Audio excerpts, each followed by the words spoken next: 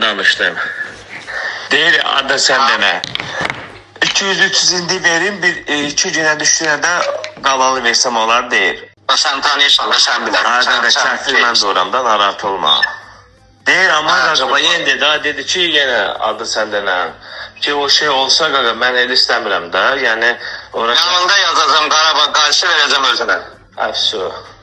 O şeydə dedim ki, 500 manat deyib, üstündə narahat olmadı, yəni 200-300 indi verəcəm, bugün verəcəm.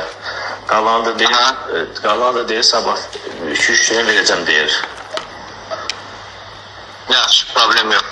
Nə açsın sənə, nə gətirsin sənə, mən deyirəm. Bir dənə 3-ün 4-ə 2 dənə şəkil götürsün, 3-ün qurğundayım, nə qədər vaxtda gəlirsə gözləyim burada.